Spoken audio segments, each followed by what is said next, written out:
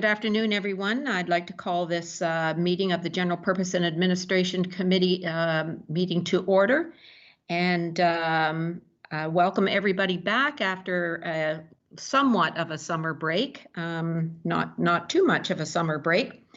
I will ask our clerk, JP, to give us the directions of the procedures today and call the roll. Mr. Clerk. Thank you, Manager, and through to Councillor. So start with a roll call, please. If I could hear from Councillor Watton. Are you present today? I'm present. Thank you. Thank you. And Councillor McDougall? Present. Thank you, Councillor Guido. Present. Councillor Ross. Present. Thank you. Councillor Kiesebrink.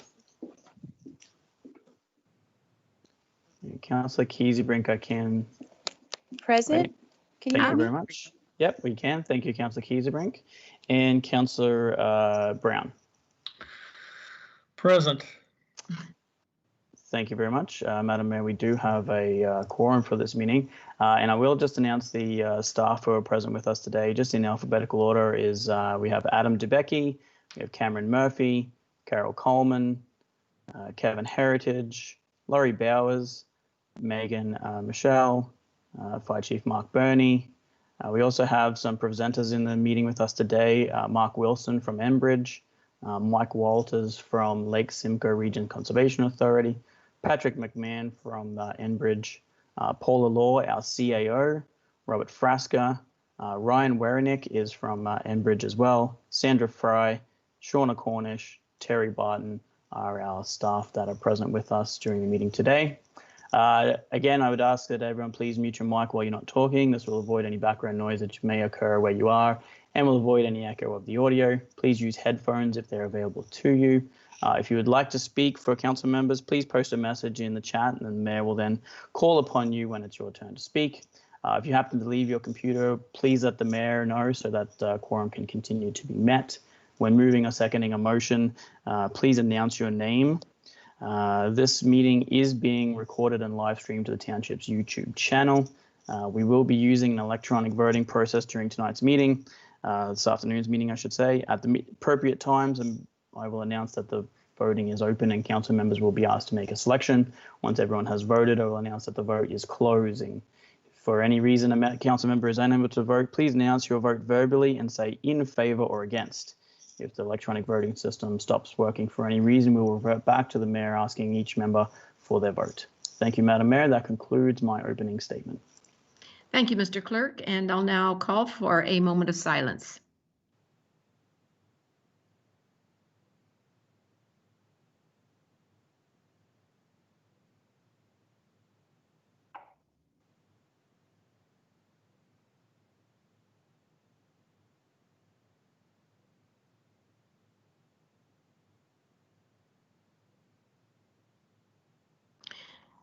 Thank you, everyone. And I'll now call, is there any disclosure of pecuniary interest and the nature thereof? Hearing none and seeing none. Are there any announcements from council?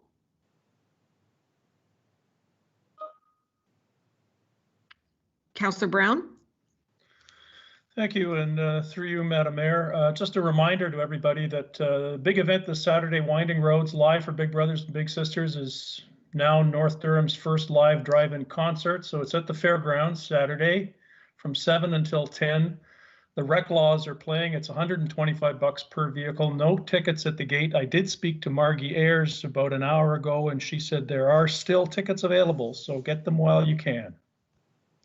Thank you, Councillor Brown. That's going to be a little different way of having winding roads this year, but we wish them all the best. It's a good cause, and hopefully it'd be well received. Thank you. Any other announcements from council? Seeing none, I'd just like to announce that we have September the 21st as World Alzheimer's Day.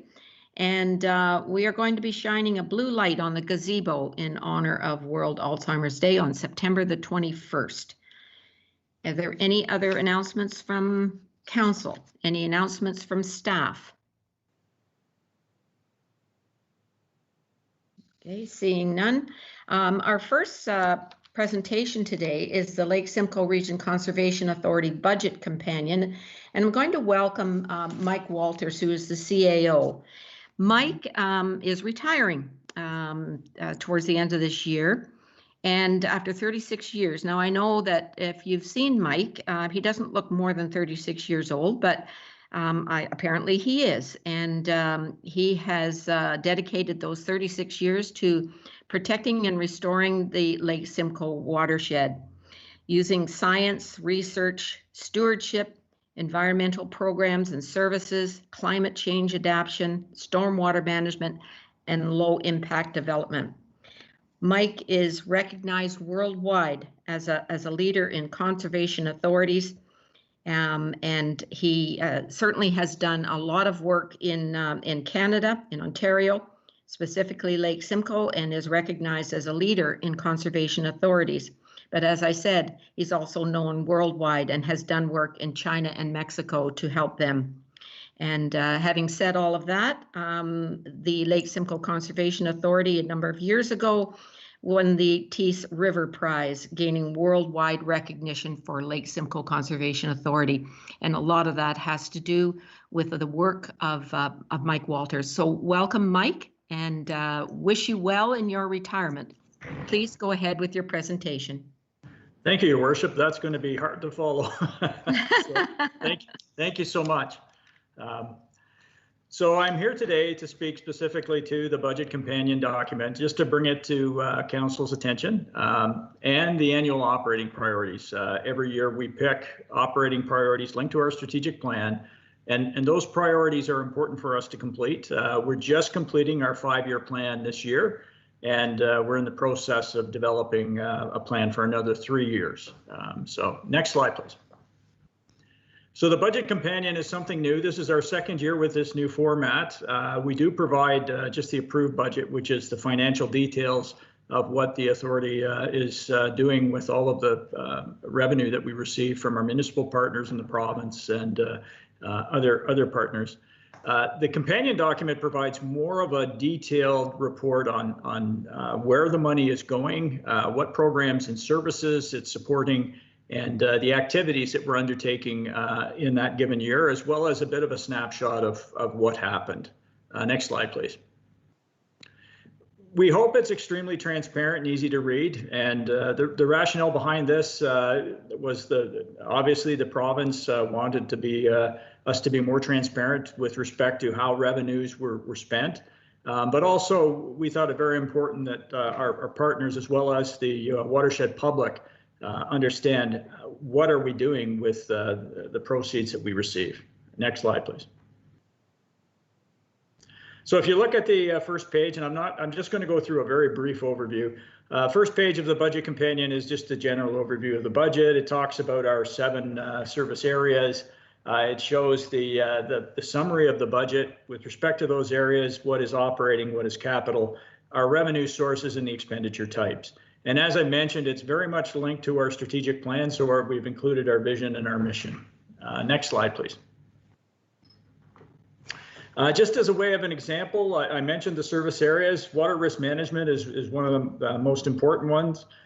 We provide details on each of the service areas, as well as the programs within the service areas.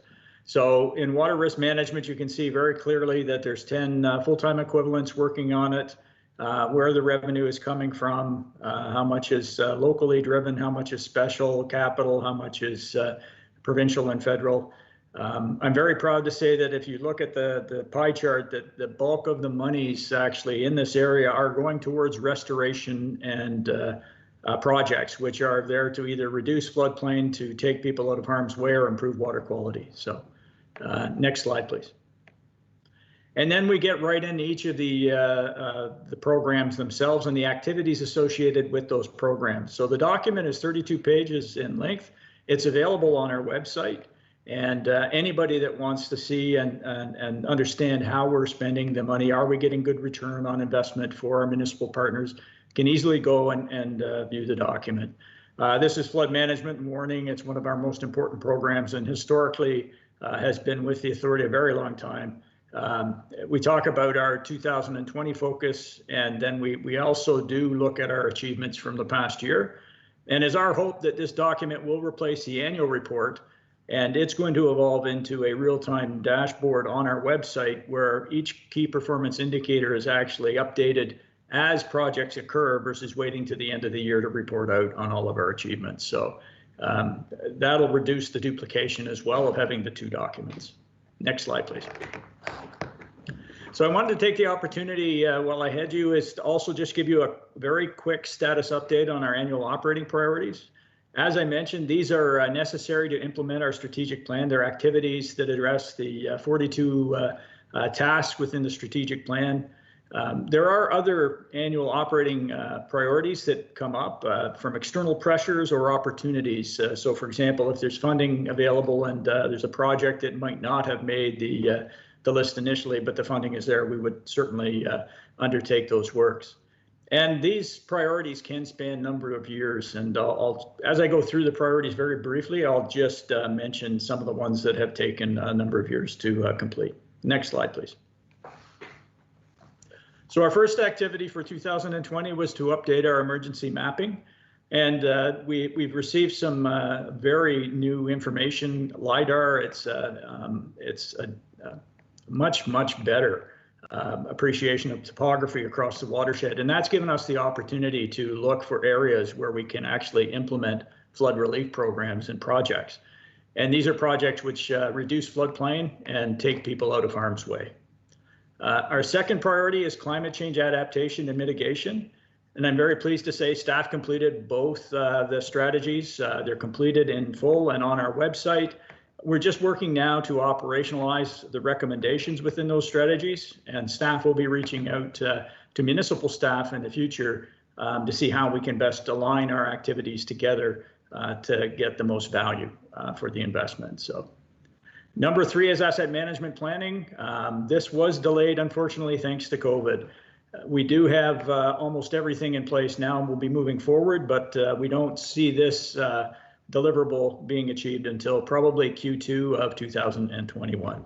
So, and this will take a lot of uncertainty out of our budget process with respect to special asks where we need to either upgrade or fix facilities that are past life cycle. So, enhancing service delivery and plan review is number 4, and it's something we do routinely, but COVID certainly has thrown us a bit of a curve, and the only good thing I can think of is that it provided a need for innovation. We have gone to full electronic file transfer now for permits and plan review, and it's working extremely well. So clients no longer have to come into the office. They can send their files in electronically, pay electronically, and receive the permits electronically.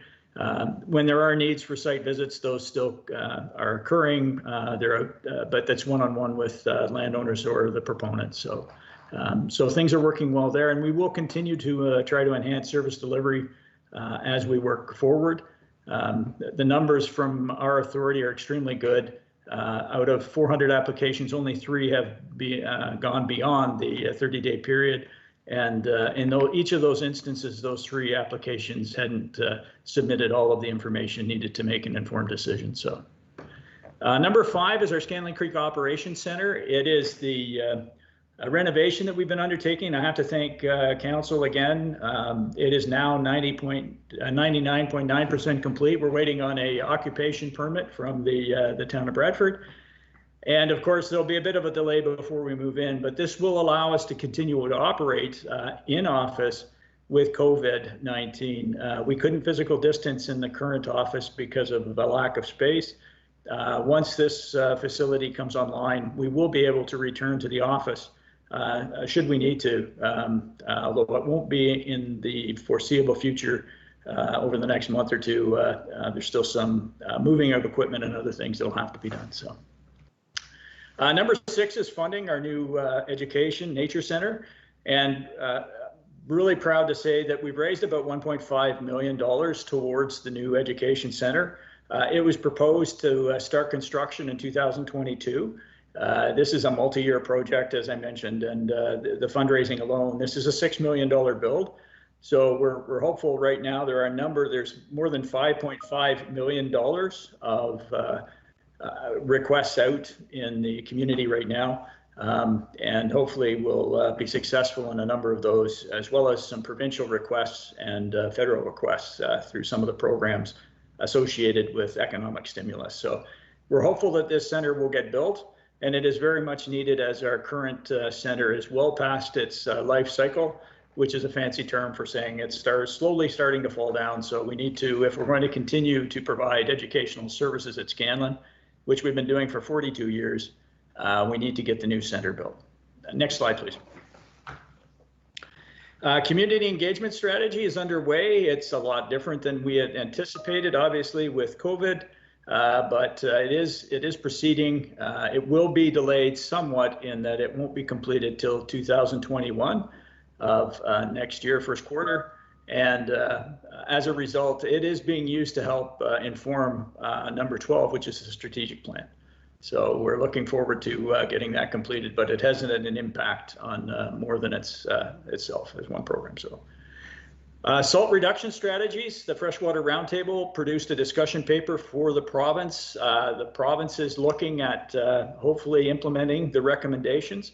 The Freshwater Roundtable was a consortium collaboration of private sector, public sector agencies, people like Landscape Ontario, the service industry for maintenance and operation of commercial and industrial buildings, World Wildlife Federation. We even had McDonald's at the table. So the salt reduction is two-pronged. First is to create regulation that ensures that only a proper amount of salt is being applied that is needed.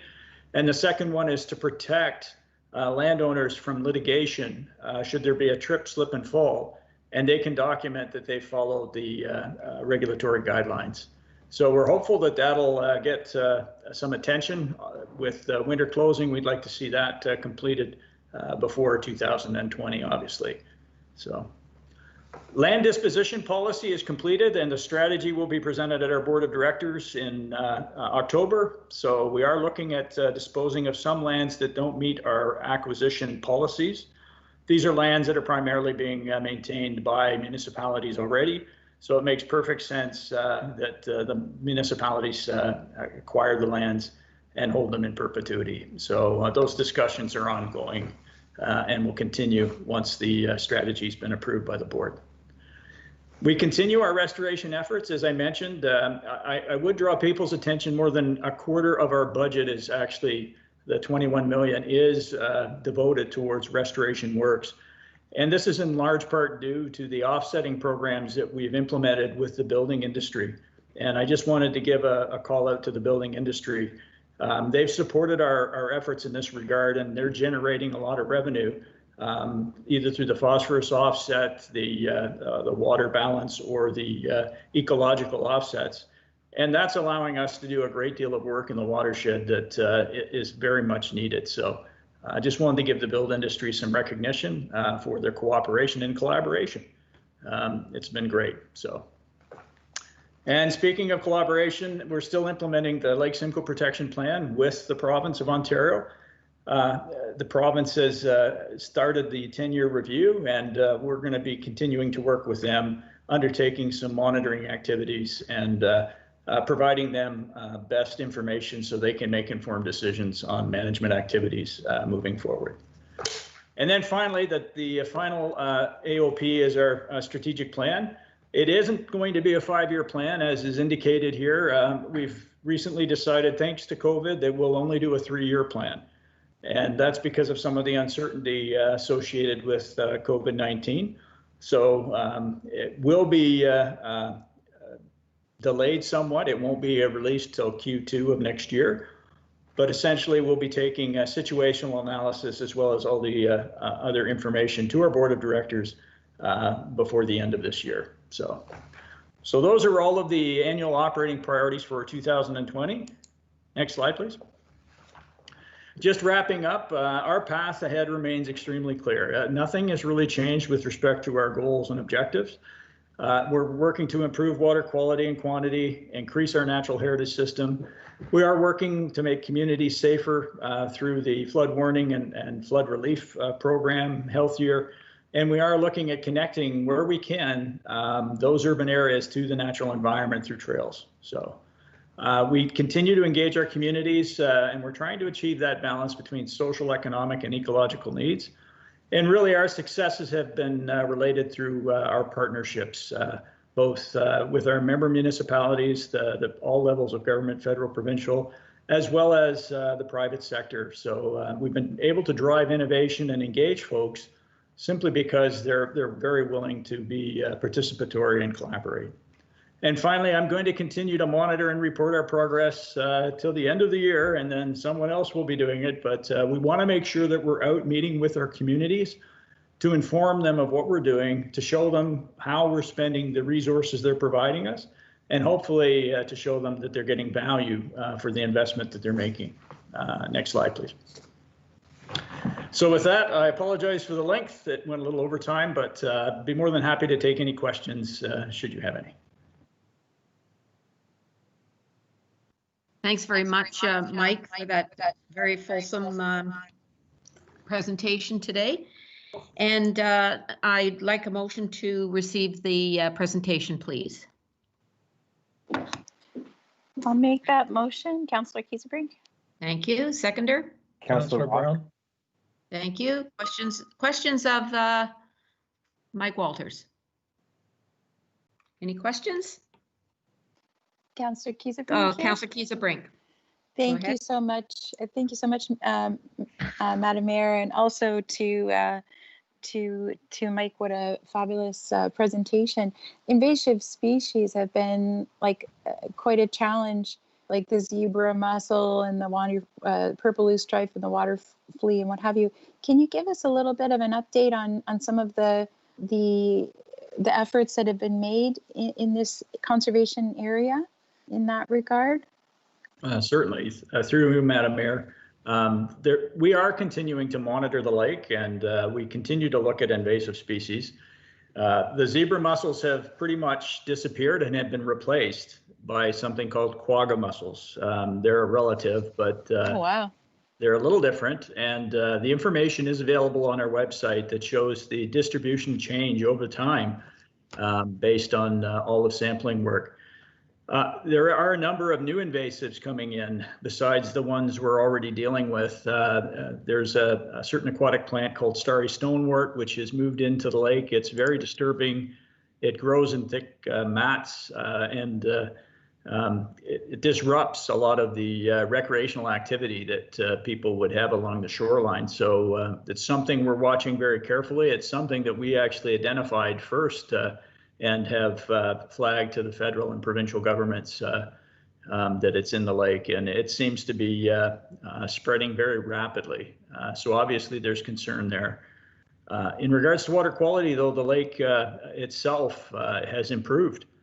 Despite the increase in phosphorus loads, oxygen levels in the lake have improved dramatically.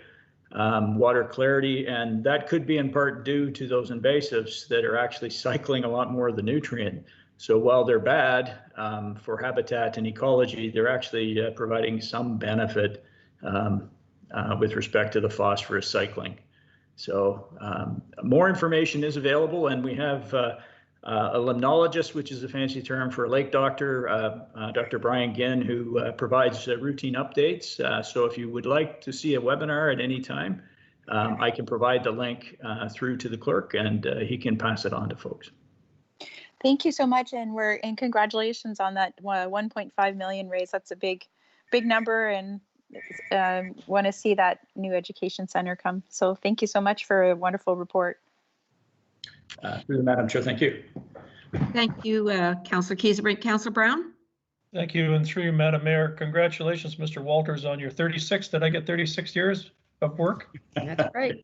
Congrats, and I guess you look young. Well, I can't see you, but I'll take the mayor's word for it. Anyway, congratulations on that. I have a question. I don't know. It's sort of Lake Scugog focused, so I don't know whether it's a fair question to ask you, but I know it's more Lake Simcoe that you're dealing with here. There's always talk of climate change and its effects. have you seen a prolonged period of extended high lake levels over the past few years? And if so, how does Lake Scugog factor in all of that? So through you, Madam Chair, or Madam Mayor, sorry. The climate change has had an impact on all surface waters across Ontario. Now, Lake Simcoe is regulated by the Trent Severn, so we're a little different than Scugog in that regard, but we are seeing extreme storm events which are causing high lake levels, and it's problematic for agencies that are trying to actually manage the water within the lakes themselves. So the Trent Severn has had its work cut out for it, trying to predict what is going to happen. We're seeing a lot of other negative impacts associated with climate change. Periods of ice off on the lake, definitely shorter, and the water temperature actually is warming up quicker, which isn't good for the cold water fish species or other fish species for that matter. So there's a lot of parallels between what happens in Lake Simcoe and Scugog with respect to nutrients. And climate change isn't helping us there either, because those extreme events actually drive a lot of the nutrients, wash the nutrients off the landscape and into the lakes, where they grow and promote the aquatic plants and other algae and weeds. So the impacts of climate change are really, they're here, and they're just being understood. So there's a lot of work that can be done through the adaptation strategy, and again, and mitigation plans, and those are transferable across any watershed. So definitely, when we're working with staff with respect to Lake Simcoe, those benefits could be relayed to Lake Scugog as well. Great, thank you very much. Thank you, Councillor Brown. I do not see any other questions, so I will ask for a motion. We've already got a motion. The vote on receiving the delegation and presentation. So JP, can we, will you call a vote, please?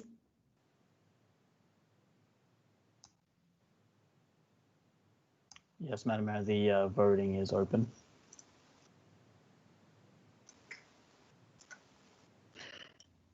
Okay, I'm going to close the vote now. And Madam Mayor, you should be able to see the results on screen. It was carried 6-0. It is carried unanimously. Thank you. And thank you again, Mike, for your presentation today. Obviously, that you've done a very fulsome presentation, a lot of information there, excellent information. And you've done really well. Lake Simcoe Conservation Authority has done really well in advancing your 2020 priorities despite COVID, and congratulations on that. And congratulations from Scugog Township on your retirement. I hope you have a very happy, healthy, prosperous, and enjoyable retirement. And I'm sure we're not going to see the last of you. So thank you again, Mike. Thank you, Madam Mayor. And if I could, I just want to thank you for all of your long years of service on the board. I might have started when I was 12, but I think you were at the board before then. So no, yeah. I just wanted to thank you. You've been extremely supportive, and so has all of our municipal partners. So thank you so much. Thank you, Mike. I consider you not only a colleague, but a friend. Thank you. Thank you. Our next presentation is 9.2, franchise agreement between the Township of Scugog and Enbridge. And I'd like to welcome Mark Wilson, Ryan Werneth, and Patrick McMahon. Please, you can start your presentation. Thank you, Madam Mayor. And this is Ryan Wernich speaking. I'll take the lead on the presentation and look to Mark and Patrick to jump in as required. So just by way of really quick introduction, as I said, my name is Ryan Wernich. I'm Operations Manager for Enbridge Gas, representing the GTA East region, joined by Mark Wilson, representing Municipal Affairs and also Municipal Energy Solutions. And Patrick McMahon is our resident expert on all things regulatory, including municipal franchise agreements. So we are here today, obviously, to speak about the renewal of the municipal franchise agreement for the Township of Scugog. But really just wanted to take the opportunity to refresh the group on Enbridge Gas as a company, and also to give a bit of a high-level overview of the municipal franchise agreement process. Next slide, please.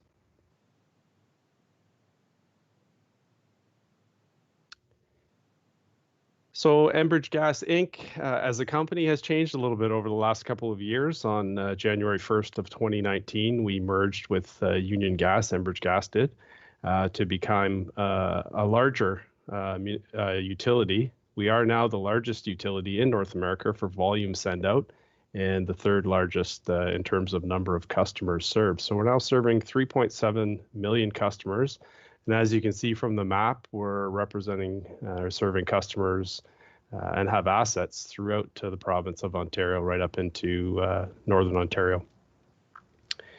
In total, pipelines we have, just to put things into context, approximately 150,000 kilometers of pipelines throughout the province.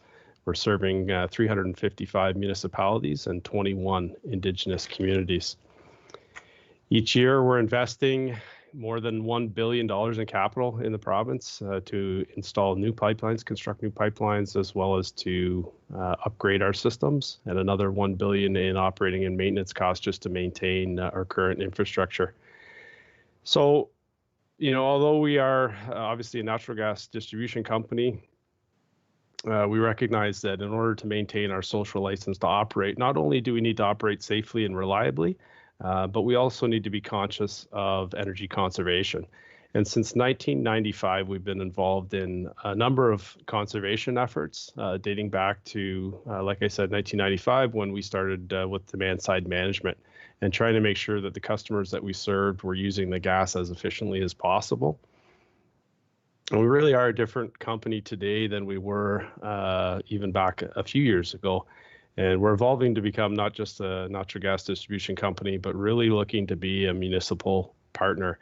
And we really see that we can play a role in municipal climate action plans with our commitment to renewable natural gas, hydrogen initiatives, geothermal, just to name a couple. So, you know, there's a focus obviously on distributing the product that we do distribute, but also recognizing that municipalities are looking to be more energy conscious and looking to reduce our carbon footprint, and we're participating in that effort as well.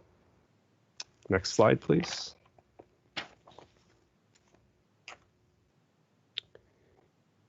So getting a little bit more specific about the township of Scugog itself, we currently have more than 200 kilometers of pipe within the township by way of taxes, providing approximately $240,000 in annual benefit to both to all of the township regional municipality school boards as well. Currently, approximately 5,300 customers within the township of Scugog, with an additional 75 customers added annually. And as you are aware, we're currently in progress of installing natural gas distribution pipelines into Scugog Island. The pipeline from Blackstock to Scugog Island has been completed, and we're in the process now of constructing the distribution portion of the system on the island itself. Next slide, please.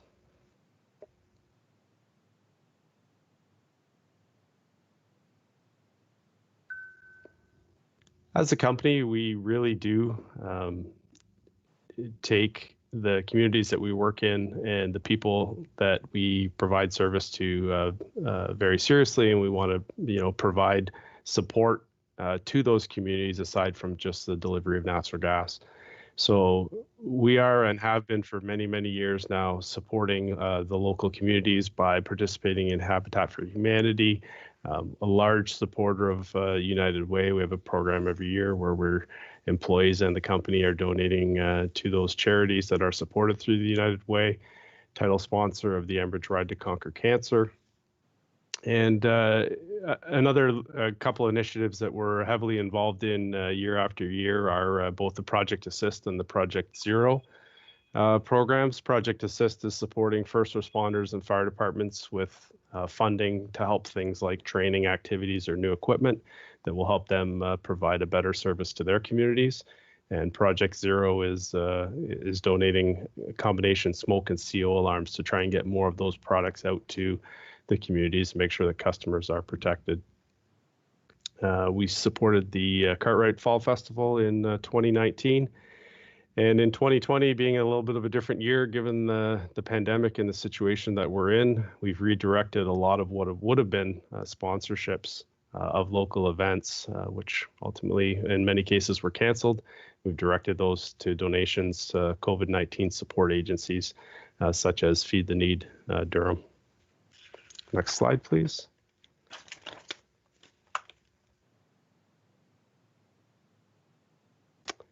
So now getting into the municipal franchise agreement itself.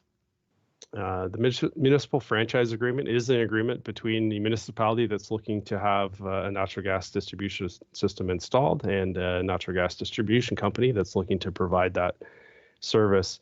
So the municipal franchise agreement contains terms and conditions that have been agreed upon between the OEB, the Association of Municipalities Ontario, and the natural gas distribution companies. And the standard set of terms were adopted in 2000, and they include things such as, how are the municipality and the gas distribution company going to deal with things such as pipeline relocations, pipeline abandonments, and the cost sharing that's associated with those activities. In Enbridge Gas, as I mentioned earlier in the presentation, we'll have 340 municipal franchises once the shared franchises and amalgamations are addressed through the renewal process. And the franchise agreement between the Township of Scugog and Enbridge Gas will need to be renewed prior to April 23rd of 2021. So we're trying to get a head start on this. As you can understand, the process will take some time. Next slide, please.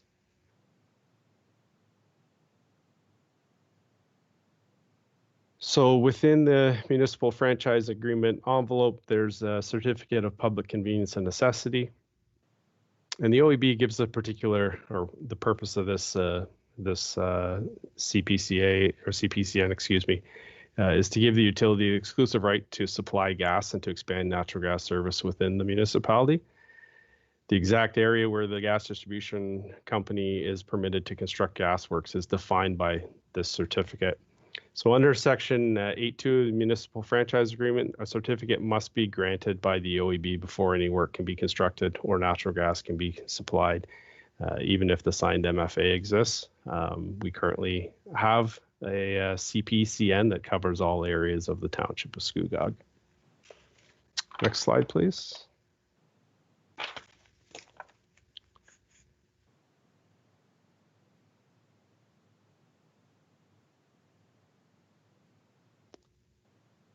So in terms of the franchise agreement itself and the first steps to ensure the renewal is captured, as I said, it can take several months. So we're working now in order to get ahead of the April 23rd, 2021 deadline. We begin the renewal process by sending a letter and franchise renewal package to the municipality requesting that the renewal process commence, and that's kind of the process that we're kicking off today. The package would then be placed on the agenda of the municipal council, at which a bylaw is given first and second reading, and the resolution is passed to commence the regulatory process, which is really the second stage between Enbridge and the OEB. After receiving certified copies of the bylaw resolution from the municipality, we, Enbridge Gas, would then prepare that application to the OEB. The OEB would then proceed to publish a notice in a local newspaper and serve the municipal clerk with a copy of that notice. So if we can go to the next slide, please, we can talk a little bit about the regulatory process. The role of the OEB in this whole process is to evaluate and provide judgment of our application for the municipal franchise agreement. The OEB's hearing process kicks off with, as I mentioned, the notice to the public and interested parties, inviting them to participate in the hearing and provide comment. Once the OEB considers all of the evidence before it, it then makes the decision as to whether it is going to approve the municipal franchise agreement and whether it would issue a certificate. If approved, the OEB then gives a decision and order that grants approval of the franchise agreement and the CPCN. So that order and the MFA are then forwarded to the municipal clerk for consideration by council again. And then once the bylaw is approved by municipal council, the franchise agreement continues for another 20-year term. Next slide, please. And that really brings us to the end. So very quick overview, but certainly if there's any questions, by all means, feel free to ask. Thank you very much, Brian, for your presentation. We have, with council's indulgence, we'll move to the report. It's on page 20 of your agenda package. And the recommendation is that this report 2020-045 be received, that the form of the draft bylaw and franchise agreement as attached be read as a first and second time, and that a submission to the Ontario Energy Board for the approval of the agreement pursuant to the provisions of Section 9 of the Municipal Franchises Act be authorized, and that the Ontario Energy Board be requested to make an order declaring and directing that the assent of the Township of Scugog Council to the attached draft bylaw and franchise agreement pertaining to the corporation of the Township of Scugog is not necessary pursuant to the provisions of Section 9.4 of the Municipal Franchises Act. Could I have a mover, please? Mover, please. Madam Mayor, it's Pat McMahon here. Yes. Could I just make a correction to your resolution there? Okay, what is that? The paragraph regarding assent, it should be that the assent of the municipal electors is not necessary. We wouldn't move forward without consent from municipal council. So what is the wording that you're looking for? Number 3 should read that the Ontario Energy Board be requested to make an order declaring and directing that the assent of the municipal electors to the attached draft bylaw and franchise agreement pertaining to the corporation of the Township of Scugog is not necessary pursuant to the provisions of Section 9.4 of the Municipal Franchises Act. Okay, could I have a comment, please, from our clerk and our CAO? Madam Mayor, Director of Corporate Service Clerk here. If council members willing to move that amendment, that should be fine, unless Director Coleman has any comment, as it's her department's report. Director Coleman. Thank you, Madam Mayor. I was just looking at the draft resolution that was provided by Enbridge, and that was the wording that they had, that they sent to the municipal electors. I'm not sure, it must have been a typo or something that the wording was changed, so I'm fine with revising that. Okay, I don't think we need an amendment, do we, Mr. Clerk, because the motion has not been made, so. That's correct, Madam Mayor, you are correct. Okay, thank you. So thank you very much for clarifying that. And do I have a mover, please? I will move that, Councillor McDougall. Oh. Councillor McDougall, and I heard a seconder. Councillor Watton. Councillor Watton, thank you very much. And now, are there any questions on the presentation or the report? Madam Mayor, it's Director Newman again. Can I bother you for a motion for the presentation as well? Would those members of council like to do that also? It says on one there to be received. Is that what you were looking for? Or the presentation? Just to receive the presentation as well. Could I just get that in there as well, please? Okay, friendly amendment. Is that okay with the mover and the seconder? Yes, Madam Mayor. Okay. I'm okay with that as well. Okay, thank you. Thank you, JP. Okay, any questions? I have a comment, Madam Mayor. Please go ahead, Councillor Watton. Thank you. Just further to the revision on the Section 3, I believe that it is in the body of the report also, just to reinforce what Mr. McMahon was saying. And so just, I think, because, and I know that because I sent a note to Mr. Murphy and at staff. So just reinforcing that it is indeed in the body of the report somewhere as well. Thank you. Okay, thank you very much. Any other questions or comments? Madam Mayor, if I could, Councillor Kiesebrink. Councillor Kiesebrink, have you, are you on your laptop or are you on your phone? On the phone. Oh, okay. All right, then please go ahead. Thank you. Thank you so much, gentlemen, for bringing forward your report. We want to thank you for bringing gas to an expansion to Scugog Island. Having repaved roads for us was also a wonderful advantage, and specifically for Ward 4, thank you for your support of the Cartwright Fall Festival, being a sponsor. We do appreciate that. How have you found the with your amalgamation and all of the changes and things that have come forward? How have you found that it's things have gone since, I guess January 1 is when the sorry, it wasn't January 1. Sorry, I lost my spot here. Were you amalgamated with Union? How have you found that process going?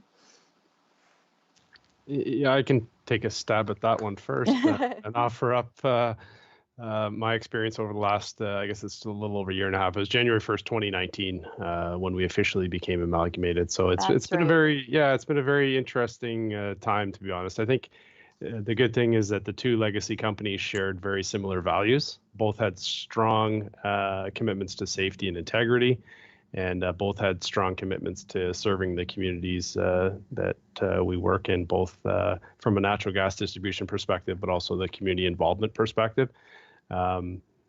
Now, having said that, there are very different ways that the two companies would accomplish very similar tasks. So that's it's been a learning experience, and it's been something that the utilities have been getting together and trying to figure out what really the best practice is for many of the things that we do. So very interesting how very similar companies could do things differently, but hopefully we're combining it on a path to be better than we were before. So. Yeah, I noticed on your website too, like it's a little tricky because you've got two different companies, and it's like, okay, use this postal code locate to figure out where until you get the website adjusted and everything. So it's just been a big job, hasn't it? Yeah, absolutely. Yeah, well, thank you again. Appreciate that. Thank you. Councillor Brown? Thank you, and through you, Madam Mayor, I presented this question to Mr. Murphy before the meeting so that he would have a chance to take a run-up. So I'm not sure whether he should be answering this question or the three gentlemen who've been kind enough to join us today. I just want to know where we're at with gas on the island, if we can get some kind of an update. Who is prepared to answer that? I can, Mayor Drew. And who is that? Through you, Madam Mayor, to the Councillor Brown, work is complete along Highway 7A to Island Road currently. Enbridge has approvals for gas line expansion on Spring Boulevard, Stevenson's Point Road, and Demera Road in 2020. They're finishing work on Island Road right now and will start on the township roads afterwards.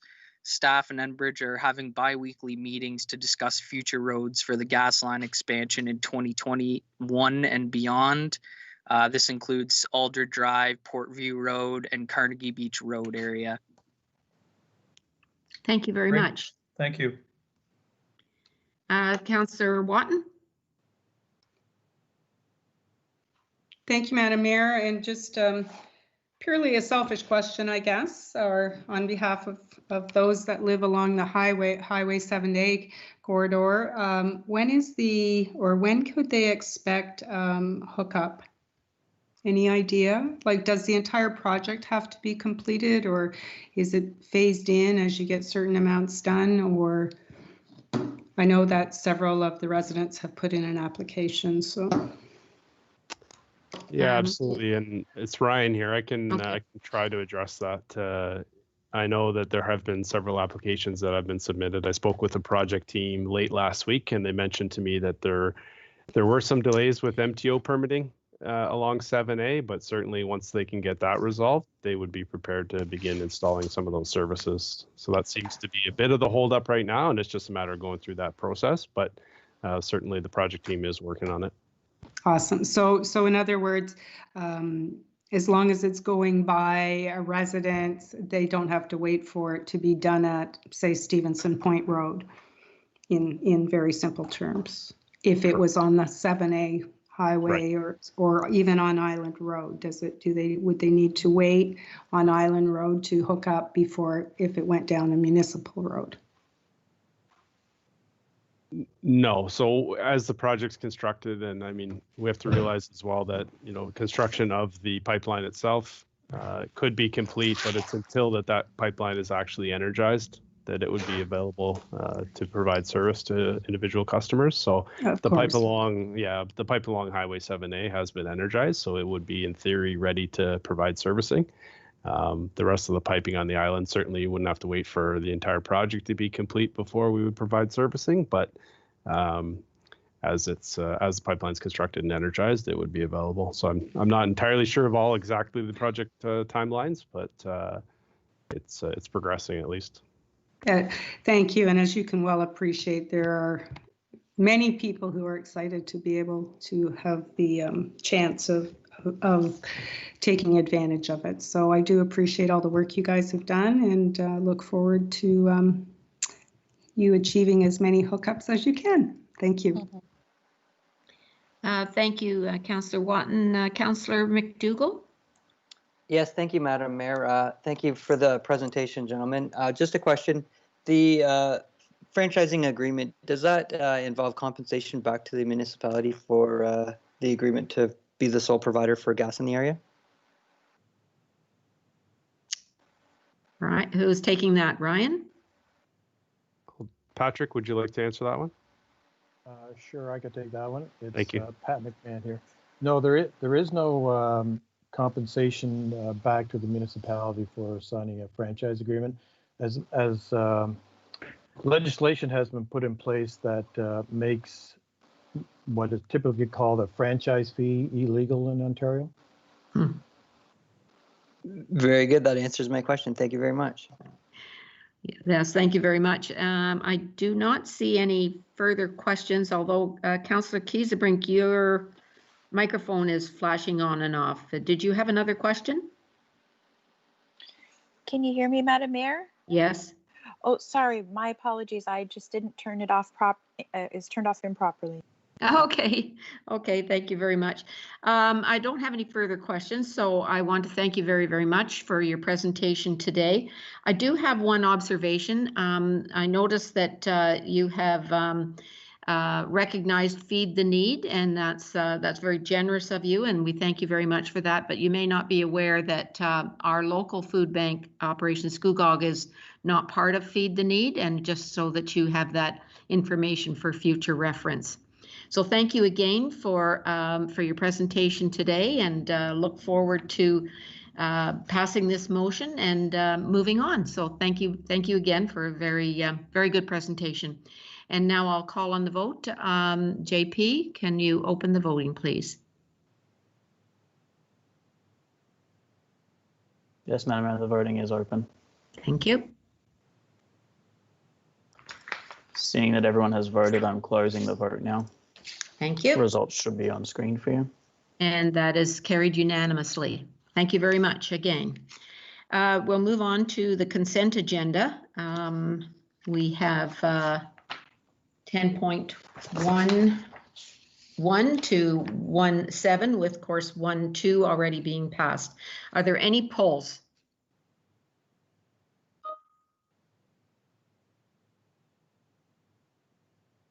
No, don't see any polls.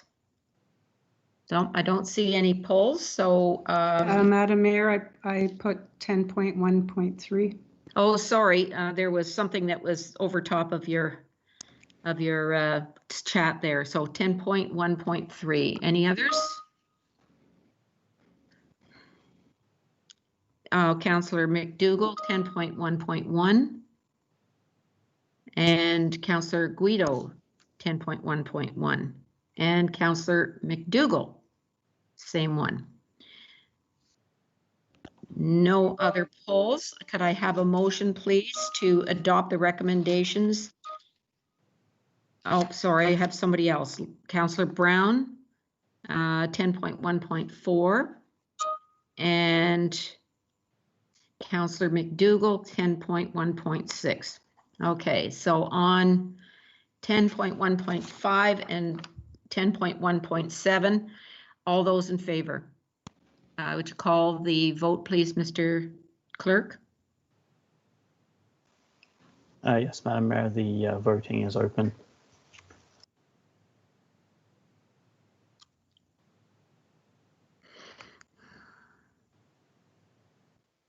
Sorry, Madam Mayor, if I might.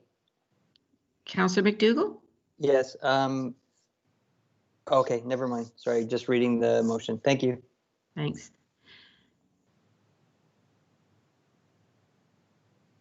Okay, seeing everyone has voted, Madam Mayor, I'm closing the vote now. Thank you. And that is carried unanimously. And we'll move to 10.1.1. And who was first on that? Madam Mayor, I apologize. I don't believe we got a mover and a second for that motion. Oh, I'm sorry. I apologize. May I have a mover on that, please, now that we've already voted? Madam Mayor, Councillor McDougall will move. Thank you.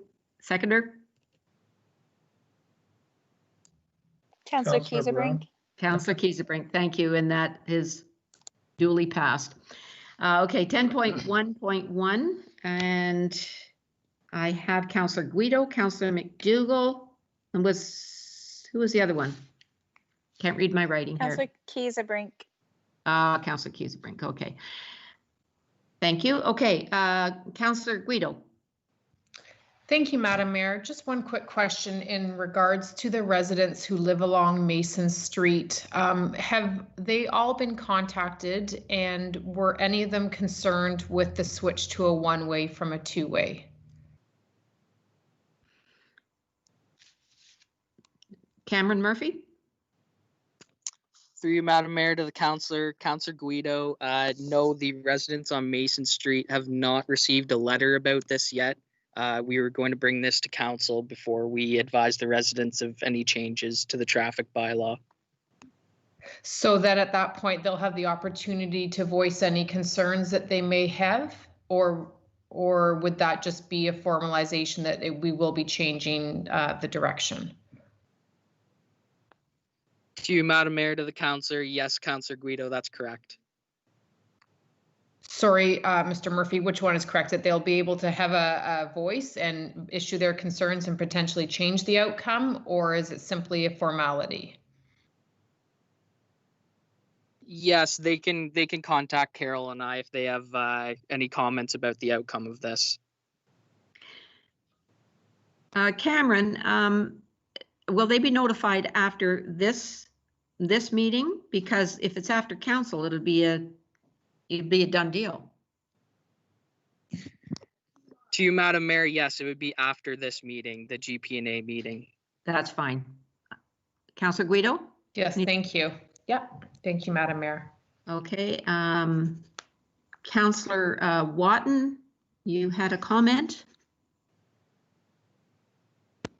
Yes, thank you, Madam Mayor. I just wanted to just comment, and I don't know that all the residents have changed along that road, but I would like to just express that during my first term of council, there was a petition came forward to the council of the day asking for this and a reduction in speed. So I think I would be very surprised if the residents aren't happy with it now. It is a very tricky road when your children are walking it on their way to school. So that just a comment to share for people to know.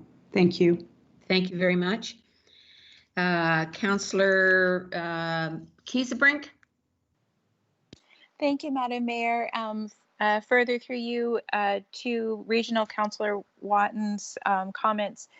Since I've become ward councillor, there's been extensive collaboration with the community in social media on Facebook and both emailing to me and more petitions requesting both the speed change. And I think that the single lane will be significant for them because right now there's no sidewalks. So they're walking on the road.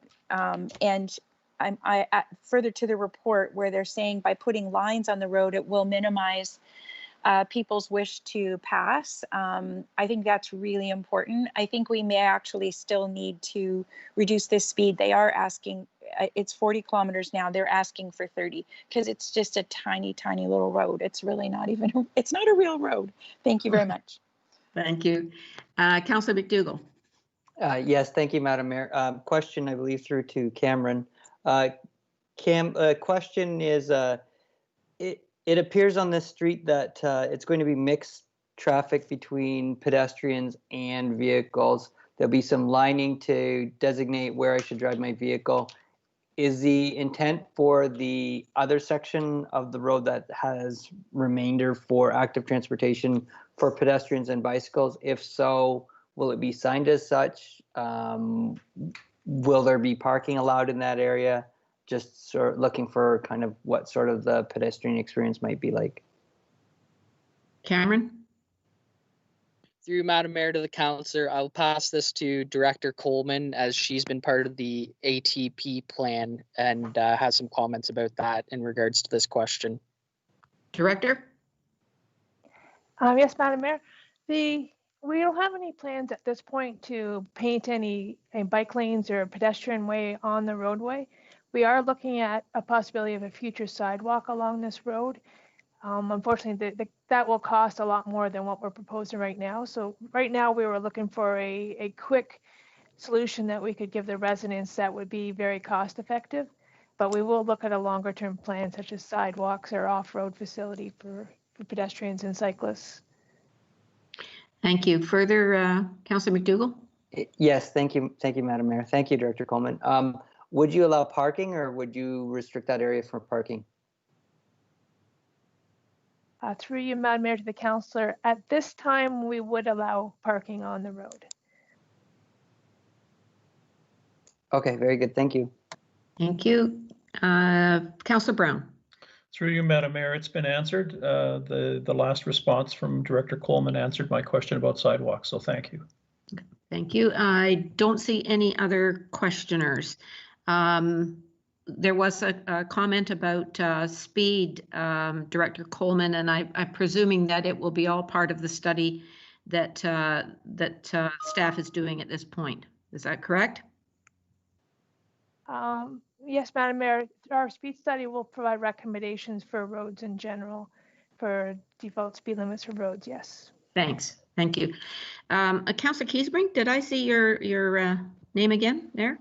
Yes, thank you, Madam Mayor. I just wanted to, there was a point in which the 40K speed signs were taken down. I think they were going to be put back up. And I think that's all, everything is intact with respect to that. Correct, Director Coleman? Through you, Madam Mayor, to the councillor, yes, as part of this project, we will make sure that the appropriate 40-kilometer speed limit signs are in place for this road. Okay, thank you very much. Thank you.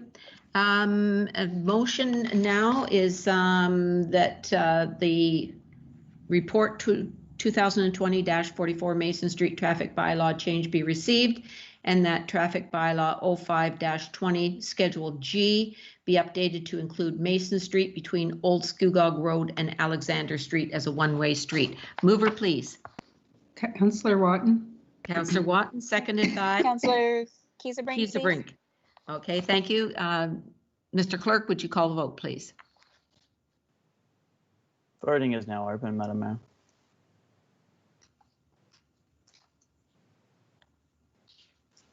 Seeing that everyone has voted, I'm going to close the vote now. Thank you.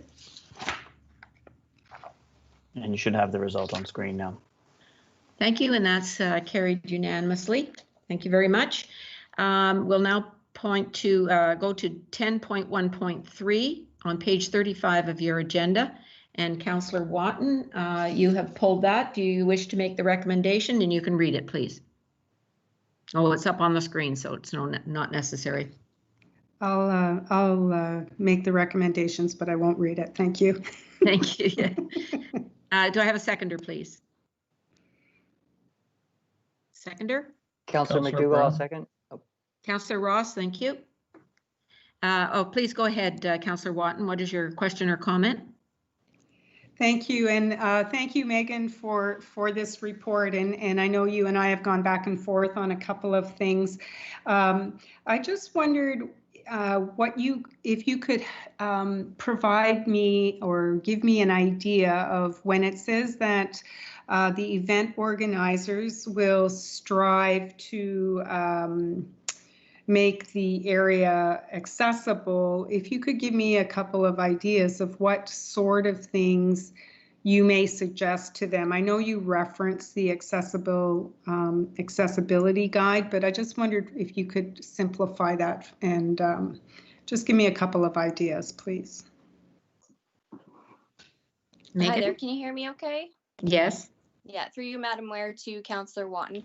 Just a couple simple things that they can do is basically just requesting temporary accessible parking spots to be closer to the event entrance, as well as making sure they consider accessible washrooms. Those are very simple things that can be done, and if they're already getting washroom availability, an accessible unit instead of just 2 regular units, as well as a simple request to us. We put up temporary accessible spots for Canada Day, so that's something easy that we can help them do.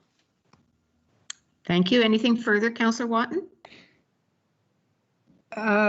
Yes, so just with respect, say, i.e. to, say, the Cartwright Fields area,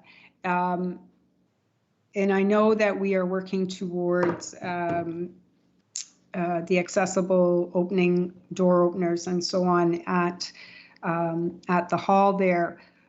Are you just referencing when you say that like if it's brought in, like the porta potties are accessible? Because the washrooms are accessible, but getting to them in some of the buildings may be the trick.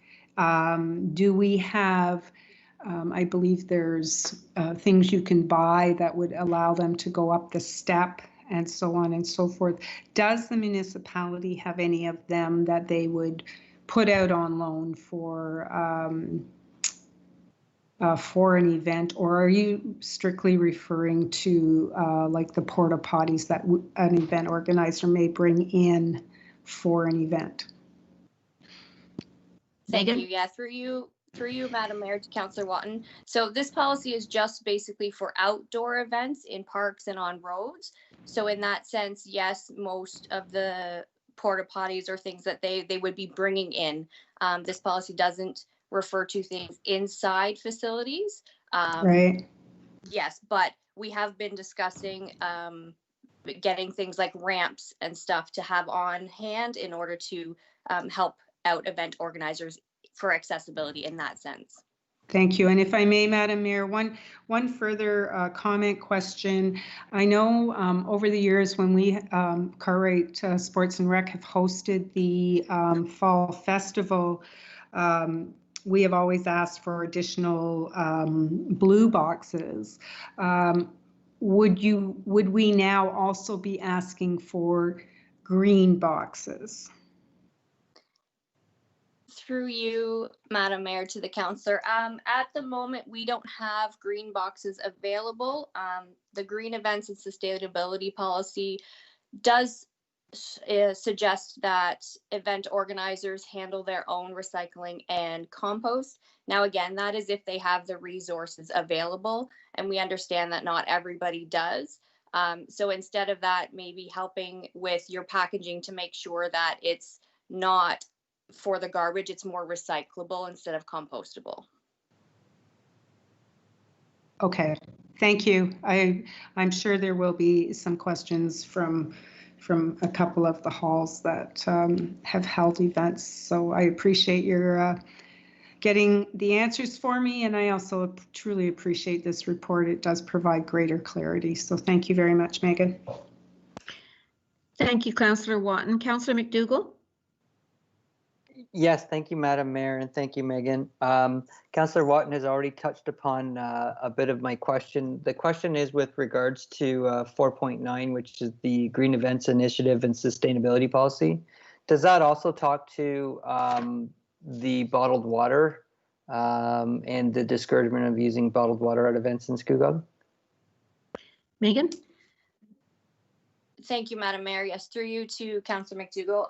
This policy was effective in 2010.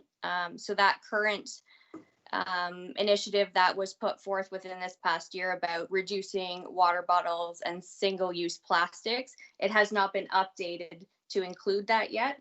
but we could. It does encourage recycling if they are using water bottles, but if they can't, it does encourage using different ways to get water. Anything further, Councillor McDougall? Sorry, so just to clarify right now, should I hold an event in Scugog, I'm welcome to use bottled water? As long as you're recycling them, yes. Okay, thank you. Thank you. Councillor Brown? Thank you, and through you, Madam Mayor, to Megan. Thank you for your work. Item 3.1 of the policy, I'm just unsure of the difference between an event and a rally. What happens if somebody decides that a group of people should hold a rally at a park in town, but they don't have a permit? What happens then? Thank you. Through you, Madam Mayor, to Councillor Brown. So a rally and a protest are different than events. According to the Charter of Rights and Freedoms, people have the right to peacefully assemble. So we can't prohibit them from rallying and having a protest. Normally, you're not given pre-warning. So unfortunately, we won't prohibit them from doing that. We did get prior knowledge to one in town, which was a courtesy. But again, under the charter, we can't prohibit them from rallying or having a peaceful protest. Okay, and just one other, if I may, through you, Madam Mayor, 4.7, you mentioned a security deposit. Just out of curiosity, how much is it? Thank you. Through you, Madam Mayor, to Councillor Brown. So the security deposit for events in a park is $500, and for those on a roadway or a road allowance is $300. If we do get an event that has both, we do take both of those deposits just for damage. If nothing happens and we're good, we refund those right after the event. Great, thank you. Thank you. I don't think I have any other questions, so I will call the vote. Mr. Clerk? Voting is open, Madam Mayor. Thank you.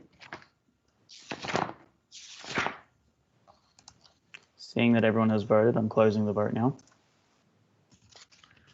And that is carried unanimously. Thank you very much. And we'll move to 10.1.4 on page 44 of your agenda. Councillor Brown, you have pulled it. Do you Yes. make the recommendation? Would you make the motion, please? Happily, yes, I so recommend. Thank you. Seconder? Councillor Ross, seconds. Councillor Ross, thank you very much. Councillor Brown, go ahead. Thanks, Angus. Exercise of delegated authority for the 2020 summer recess. Would it be possible to email the mayor if required and members of council advising that things have happened when they've been decided, instead of having us find out in September things that it may have happened in July or at the end of July? Would it be possible to get an update, even if it's just a quick email or something, just to let us know, hey, by the way, we've exercised our authority as allowed to do so regarding whatever it might be? Can that be done? Mr. CAO? Thank you, Madam Mayor. Just had to catch my mic. Sure, that's a good suggestion, and I'll leave that with staff to look at that in the future. It is in accordance with the current policy we have in place, but I think that's a good suggestion, Councillor Brown. We could apprise you of the award and then follow up with this report as the policy indicates. Great. Yes, it's an excellent suggestion. Thanks very much, Councillor Brown, for bringing that forward. It's a really good point. Any other questions or comments on this report? Okay, it's been duly moved and seconded, and I'll call on our clerk to call the vote, please. Voting is now open, Madam Mayor.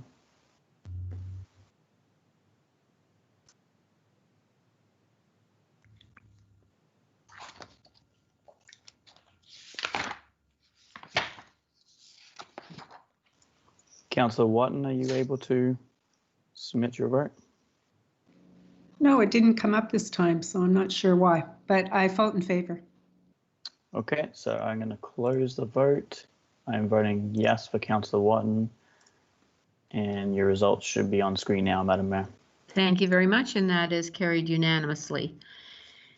Move now to 10.1.6, council request list. It's pulled by Councillor McDougall. And that's on page 56 of your agenda package. Councillor McDougall, will you make the motion, please, to receive the council request list? I will, Madam Mayor. I also Thank you. move. Thank you. Thank you. Could I have a seconder, please? Councillor Guido. Thank you. Councillor McDougall, please go ahead. What is your question or comment? I'm not sure who's best to ask this question to, but I think it's Director Coleman. Director Coleman, I noticed there's a lot of roads in this council request list. Is this the best location to try and elevate roads in terms of when and where they'll be worked upon? Director? Through you, Madam Mayor, to the councillor. It's been inconsistent in the past. Some councillors request roads and some don't. It doesn't really make a big difference in our evaluation and prioritization of roads, whether or not it's here. We look at every road in the township and we use a consistent method for evaluating based on a number of factors. So, yeah, putting it in as a council request doesn't really affect whether that road goes ahead or not. Thank you. Councillor McDougall, do you have anything further? No, that's all. Thank you, Madam Mayor. Okay. Actually, on that point, I was actually going to bring up the same thing. I mean, we have the priority list that was established sort of independently. When councillors put a road on their wish list, would that result in staff having another look to see if that particular road has moved up or will move up the priority list because it has deteriorated to the point where it has to be looked at sooner rather than later? Would that be an assumption of what would happen when these roads go on the council priority list for the budget? Director? Yes, Madam Mayor. We are aware of the roads that require the most amount of attention. We spend a lot of time in maintenance of those roads, so we're well aware of which roads those are, and we look at them whether or not they're asked about. We do look at them and look at the priority again each year and see, has that one shifted in the priority list or is it the same place where it was last year? So again, whether or not it's requested by council, we know those roads and we evaluate them each year. That's fine. That was my assumption. Thank you very much. And Councillor Brown, you have a question? Yeah, question / comment, and through you, Madam Mayor. I didn't get this as part of my wish list, but it's become apparent that it's a very important problem for people who live on the streets like Ottawa, Ella, and Caleb, to name 3. You get people coming in on 7A and they are going through town and they want to bypass that light where the gas stations are. So they cut through, and I'm sure that I'm not the first person to mention this, but it's becoming more and more of an issue. So I would just like to kind of get a word out that we need some traffic calming. I know that we're doing a road study, which should be brought along shortly, but we need something done about this because people are up in arms and making petitions and they want to see some action, and I think it's about time we did something. So I just wanted to get that across. Thank you. Any comment, Director? Through you, Madam Mayor, the councillor. That has been a frequent request we get for many roads for either traffic speeds or for cut-through traffic, residents requesting traffic calming initiatives. Up to this point, we haven't undertaken any other than some speed board signs. So we are bringing, as part of our transportation master plan, a traffic calming policy forward to council. And that will provide us with a way to evaluate and prioritize roads for traffic calming. And so once we have that policy, we'll start to look at those roads. It'll be a slow process. We won't be able to go ahead and do like 50 roads the first year. It'll probably be 1 or 2 roads at a time each year. But we are planning in our draft capital budget to bring some traffic calming, so set some funding aside for future traffic calming projects, and we will be using the new policy to prioritize those projects. Great. Thank you, Director. Thank you very much. Councillor Watton? Thank you, Madam Mayor. So following the comments on the councillor wish list, what are we really looking for in a counselor's wish list then? Things that might not have been thought of, or are, I'm a little bit confused now what we would look for through the wish list. Maybe the CAO can answer that. Or maybe even Ms. Barton can answer that. I'm just not sure now, based on, if we don't put the roads down. I mean, for example, if I put a road down, I recognize that it means I probably might not get something else, such as, I don't know, a new walkway, for example. So I'm just curious how these things would get prioritized and what sort of things we would put on it then. There have been some excellent suggestions further down. Roads is on the first page, but there are some excellent suggestions, that things that we as counselors have heard from our constituents, that you hear from them 2 or 3 times or more than that. It may be something that you request that staff have a look at. I know that one of the things that has made it, well, for instance, the adult exercise equipment that I brought forward a few years ago, that's in Birdseye. That is something that was given consideration from a counselor's wish list. Same thing with outdoor washroom facilities in Palmer Park is something that came forward. And there are, as I say, some excellent suggestions on page 62 and 63 from counselors. So those are the types of things that we're looking for on the wish list. And I will ask maybe our CAO or Director Coleman, or who would like to comment on this.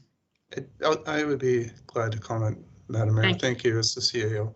Yeah, so I liked your reply, Madam Mayor, and I think, we've been down this road a couple of times, and I would agree with Director Coleman that the roads are prioritized, and we have a roads needs study. So it's nice to hear from councillors about what their preference would be, but we certainly wouldn't want every councillor to list the many dozens of roads in their areas that they think should be tackled. I think we have a good idea of what those roads might be, and staff do a wonderful job of prioritizing them.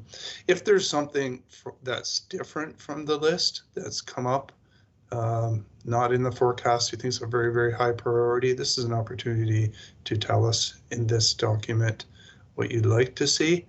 And as you said, Madam Mayor, there are some things that do come up, like the exercise equipment, like the maybe a sidewalk or trail that's been forgotten, that you can take an opportunity to bring forward to staff. So yes, that's the basic idea. We do like to hear from council, hear what their priorities are.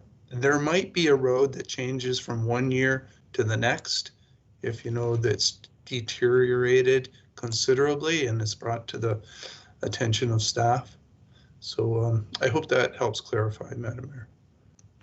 Thank you. Does that answer your question, Councillor Watton? In a very roundabout way, thank you. Okay, thank you. I don't see any other questions or comments, so Councillor Kiesebrink, go ahead. Oh, thank you, Madam Mayor. Yeah, I think for myself, speaking for the Williams Point Cottage Association, there was work that was planned in 2020. The pandemic interrupted that. I know that there's a lot on everyone's minds for our entire township, but I just wanted to make sure that we revisit, and make sure that we complete the work that, we had discussed. Cedar Grove Road is not on any forecast, who knows when it will be, but it's so bad. There's constantly pylons there because there's holes and there's significant problems there. I'm sorry if I bothered anybody by putting this road on my wish list, but if you ask me what my wish is, I have to put that on there. I did bring forward some other things. Like we have a parent and a child swing, and we have some funding from the community for that. So I apologize if I, bothered anybody by putting putting these roads on here. But if you ask me what I'm wishing for, I have to be honest and say we really need to try to find a way to address some of these really critical situations. Thank you. And the way we can address the critical situation is to address our roads in the budget. And your request for a parent and child swing, that's perfectly acceptable on the wish list for councillors. So do not apologize for that, Councillor Kiesebrink. No other questions or comments, so I'll ask our clerk to call the vote, please. Voting is open now, Madam Mayor. Thank you.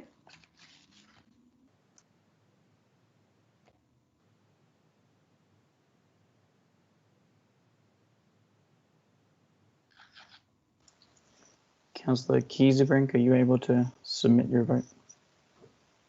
I can't. It didn't come up on my screen this time, but I do vote in support of the motion. Okay, I'm voting yes for Councillor Kiesebrink and closing the vote, Madam Mayor. It should be up on your screen now. And that has been carried unanimously. So thank you very much. That completes our agenda for today. So I will ask for a motion for adjournment. Councillor Guido, please. Thank you, Councillor Guido. Seconder? Councillor Watton. Yeah, thank you. Mr. Clerk, will you call the vote, please?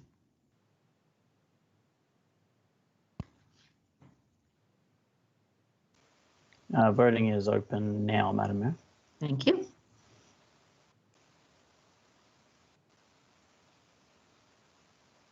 And Councillor Kiesebrink, would you like to verbalize? Vote yes. It didn't come up.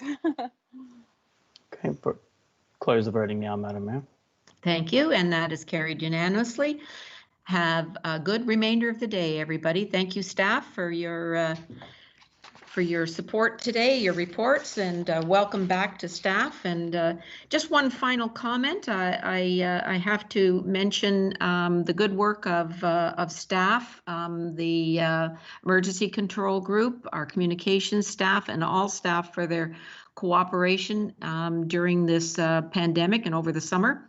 And I think it's because of all of the good work that our staff has done that has kept our numbers so low in Scugog. And thank you to the community for responding appropriately to the requests and of our health department and of our staff and our council. So, and thank you to the community for doing that. And together we're getting through this.